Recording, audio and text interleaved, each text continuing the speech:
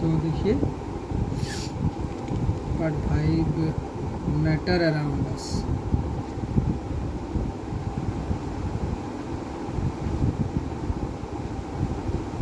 Next topic पे आज हम लोग बात करते हैं।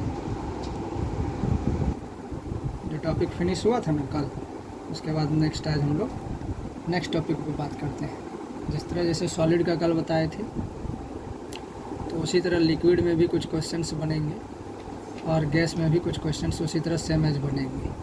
उसके बाद नेक्स्ट टॉपिक यहाँ पे है डिफ्यूज़न। जैसे बहुत अच्छा टॉपिक है ये diffusion.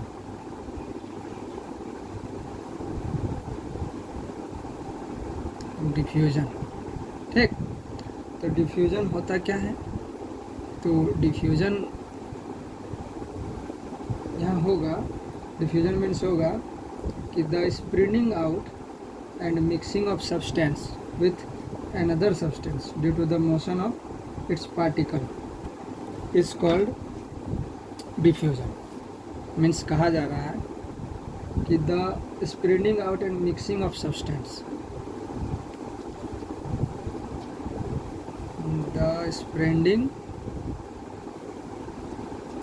Out, the spreading out and mixing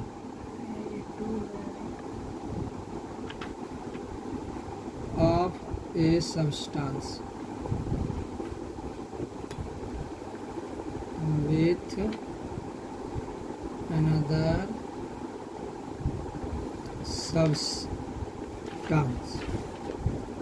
due to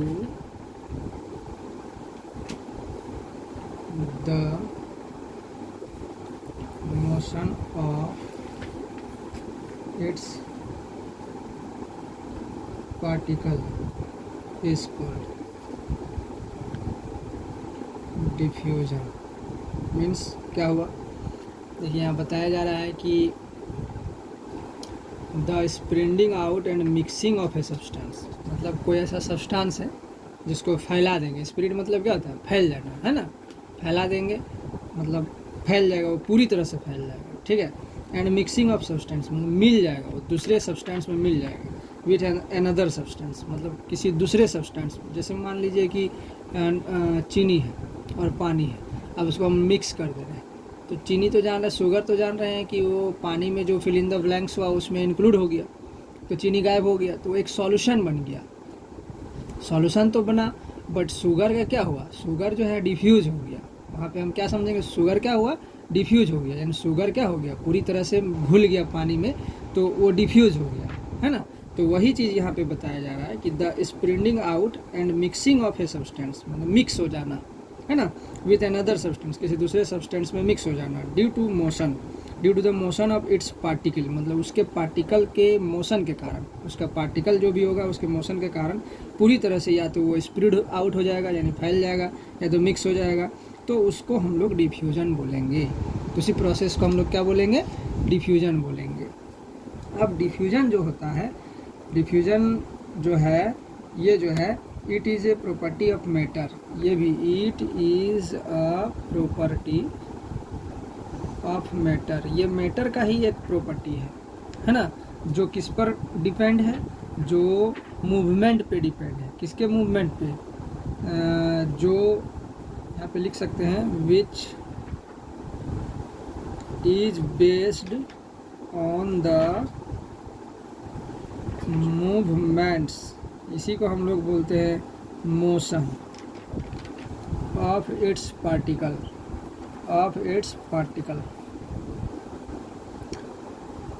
of its particle, मतलब इसके पार्टिकल के मूवमेंट पर क्या है? आधारित है ये, है ना। डिफ्यूज़न यहाँ पे देखेंगे कि जो डिफ्यूज़न होता है बहुत फास्ट होता है, फास्टेस्ट इन गैसेस। गैस में जो होता है बहुत फास्ट होता है। गैस को जैसे ही हम देखते नहीं हैं, खाना बनाने वाला जो एलपीजी है, उसमें तुरंत ओपन करते हैं और तुरंत लाइटर को ले जाते हैं तो भक से एकदम आग पकड़ लेता है, नहीं। तो इसका मतलब क्या हुआ कि डिफ्यूज़न जो हुआ वो बहुत तेज़ गति से हुआ। अगर थोड़ा सा ओपन कर देंगे और माचिस अगर का तिल्ली जलाएंगे तो पूरे घर में आग लग सकता है ना। तो इसका मतलब वो डिफ्यूज़ बहुत जल्दी होता है, यानी फैल जाता है बहुत जल्दी। गैस का फैलाव जो होता है वो बहुत फास्टेस्ट होता है, इसीलिए यहाँ पे लिखा गया है कि diffusion is fastest in gases and slowest in solid. And slowest in solid मतलब जो सॉलिड मैटर है, जो सॉलिड पदार्थ है, उसको हम लोग देखते हैं, क्या देखते हैं कि वो बहुत धीरे धीरे मतलब फैलता है, उसमें टाइम लगता है, फैलता है। बट जैसे मान लीजिए गुड़ है, अब गुड़ को हम गर्म करेंगे तो गुड़ जो है लिक्विड फॉर्म में आने में टाइम लगेगा कि नहीं, लेकिन वही एक मान लीजिए कि स्नो है, बर्फ़। अब बर्फ़ को अगर हम ओपन नेचुरल एटमॉस्फेयर में छोड़ देंगे तो जो टेम्परेचर है इस पर डिपेंड करेगा। अगर ज़्यादा टेम्परेचर रहेगा तो स्नो जल्दी पिघल जाएगा, अगर कम टेम्परेचर रहेगा तो धीरे धीरे पिघलेगा, है ना। तो यानी फैलेगा, उसमें सॉलिड भी फैलेगा बट बहुत स्लोएस्ट, है ना, समझ रहे हैं, बहुत धीरे से फैलेगा। अब जो रेट ऑफ डिफ्यूज़न होता है, ये सब जो की पॉइंट्स हम दे रहे हैं, ये सब की पॉइंट्स लर्न करना है। क्यों? जब डिफिनेशन आएगा तो ये डिफिनेशन को यहाँ से यहाँ तक ही करना है। डिफिनेशन जब पूछा जाएगा आपको यहाँ से यहाँ तक ही करना है, लेकिन की पॉइंट्स ज़रूर लर्न करना है। ये इसलिए क्योंकि 1 मार्क्स का क्वेश्चन इसी की पॉइंट से आपको आ सकता है ना, बहुत इंपॉर्टेंट है ये सब। अब यहाँ पे जैसे डिफ्यूज़न का क्या रेट होता है उसको भी जान लेते हैं। पूछा जाएगा what are the rate of the diffusion, है ना। तो the rate of diffusion increases. Rate of diffusion जो होता है ना वो इंक्रीज होता है ना, टेम्परेचर को क्या करने से, on increasing the temperature, on increasing the temperature. यानी अगर टेम्परेचर को हम क्या करेंगे, टेम्परेचर को अगर हम बढ़ाएंगे तो डिफ्यूज जो होगा वो भी बढ़ जाएगा, है ना। मतलब मेनली टेम्परेचर पर डिपेंड करता है डिफ्यूज़ होना। अगर मान लीजिए हीट करेंगे किसी पार्टिकल को तो वो हीट करने से क्या होगा, हीटिंग जब करेंगे तो वो सब्सटेंस टेम्परेचर के अनुसार ही धीरे धीरे क्या होगा, अपना स्प्रेडिंग होगा या मिक्सिंग होगा, फैलेगा, है ना। ये डिपेंड करेगा हमारा टेम्परेचर पे। और ऐसा क्यों होता है?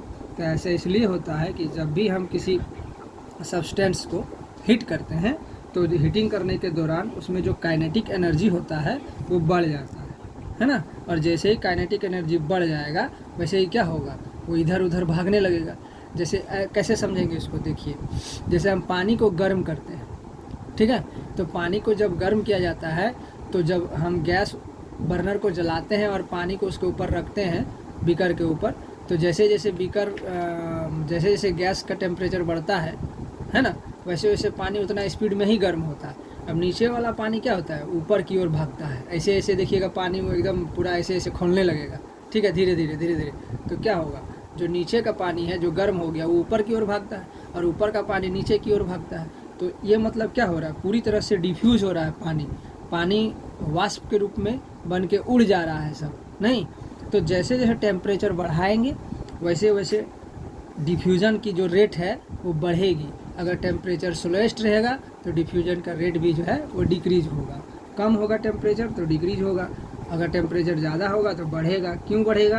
क्योंकि इसमें काइनेटिक एनर्जी, उसमें क्या होता है, काइनेटिक एनर्जी उस पार्टिकल में गेन कर लेता है, और काइनेटिक एनर्जी जब गेन कर लेगा तो वो जो काम हो जाएगा डिफ्यूज़न का वो इंक्रीज कर जाएगा, है ना। तो एक चीज़ और यहाँ पे जान लीजिए कि द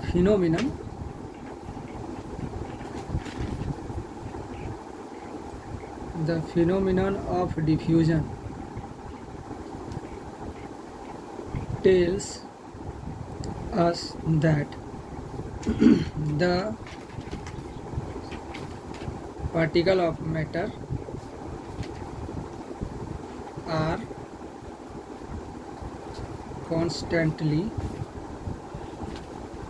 moving। यहाँ क्या कहा जा रहा है,